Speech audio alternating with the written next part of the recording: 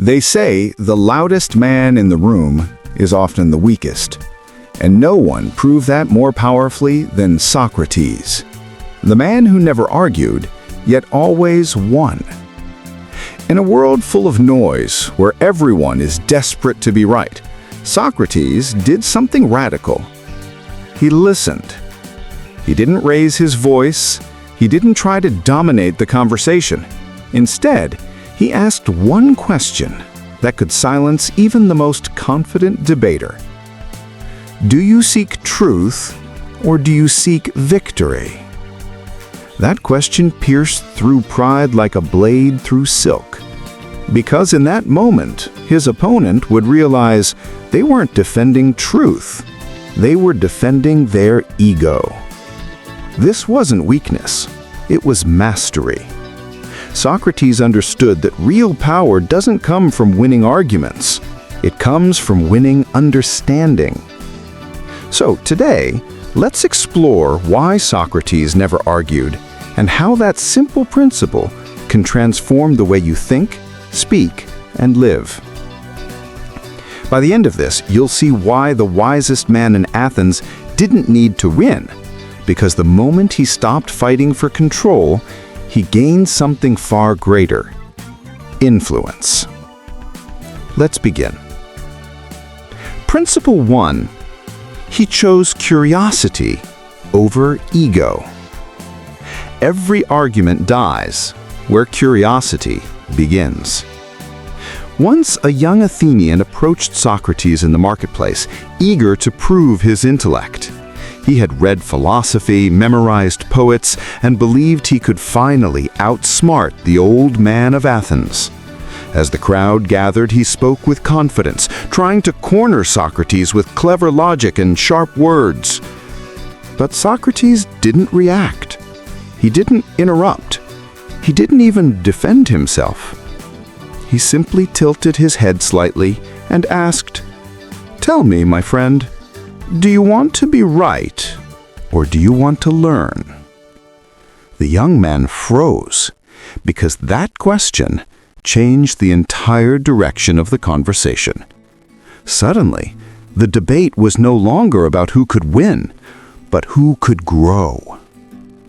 That was Socrates' genius. While others built walls with their words, he built doors.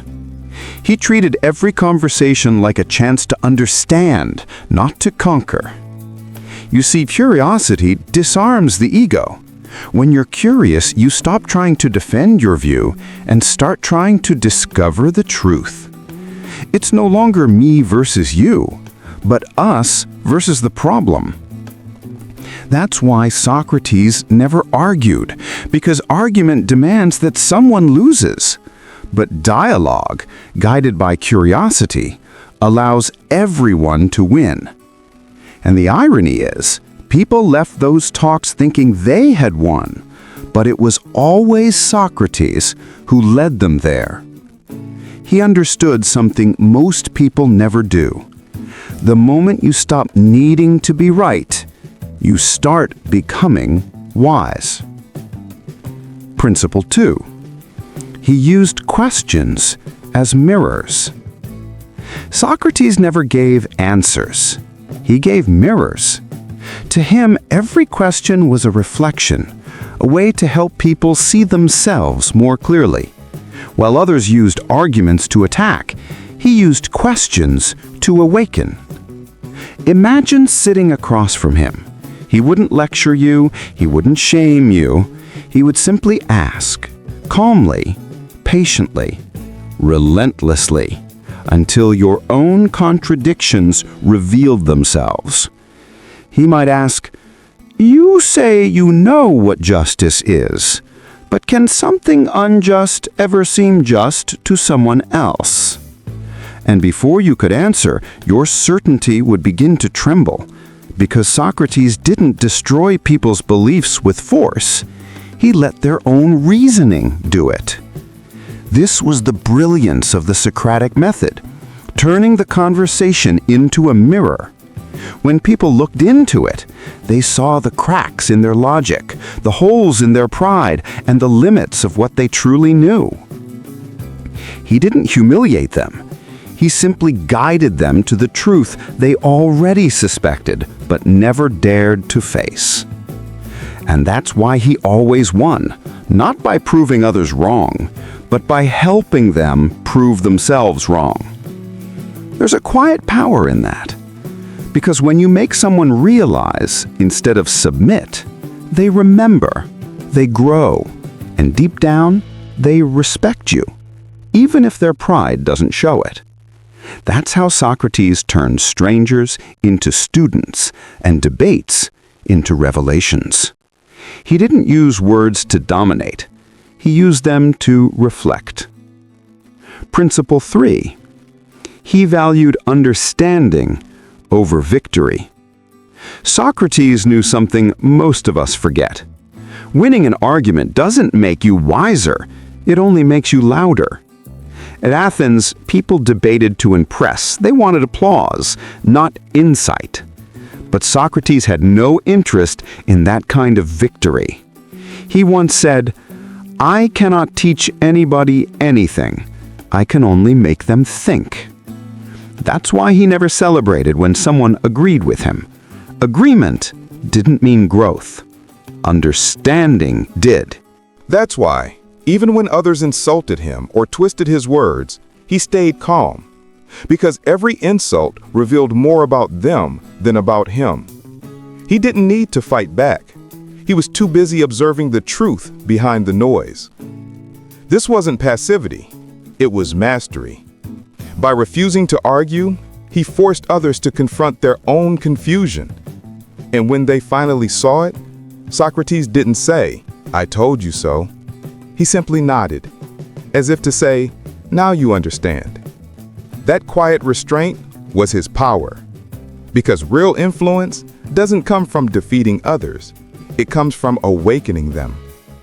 And that's why, even when he lost his trial and was sentenced to death, Socrates still won. He won because his ideas survived longer than his body.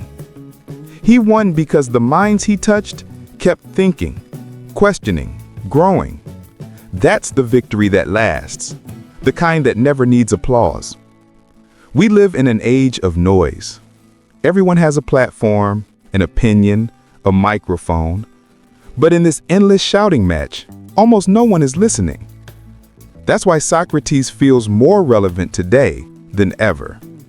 He reminds us that the way to stand out isn't by speaking louder, it's by speaking wiser.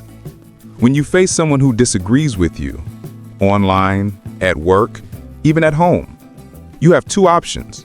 You can fight to win, or you can listen to understand.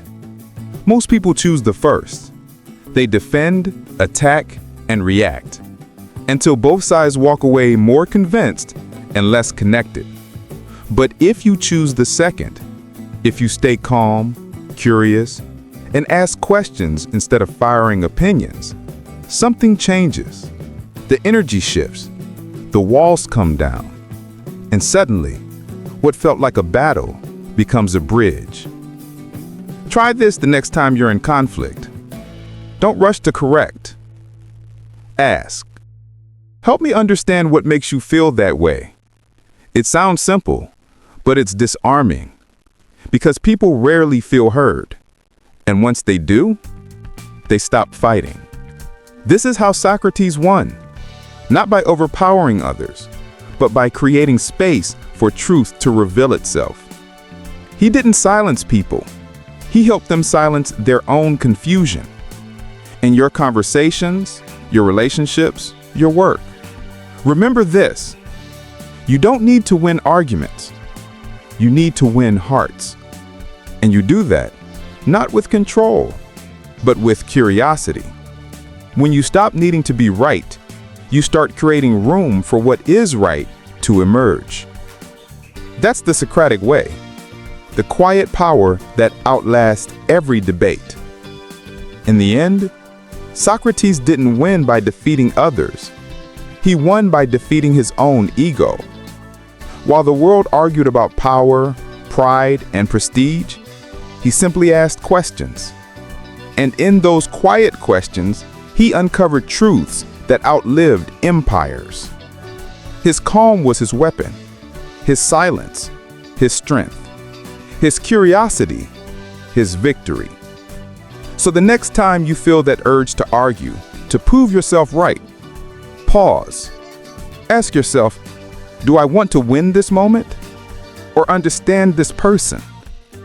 Because every argument that begins with ego ends in emptiness. But every question that begins with humility leads to wisdom. Socrates taught us that truth isn't found in shouting, it's revealed in listening. And in a world that measures worth by who speaks loudest, you will stand apart by how deeply you listen. Be the one who doesn't rush to reply. Be the one who thinks before speaking. Be the one whose silence makes others reflect. Because sometimes the most powerful voice in the room is the one that doesn't need to speak. If this message spoke to you, reflect on it before you scroll. And if you want more timeless lessons like this, stay with us for more wisdom from the minds that shape the world. Silence isn't weakness, it's mastery. And Socrates knew that better than anyone.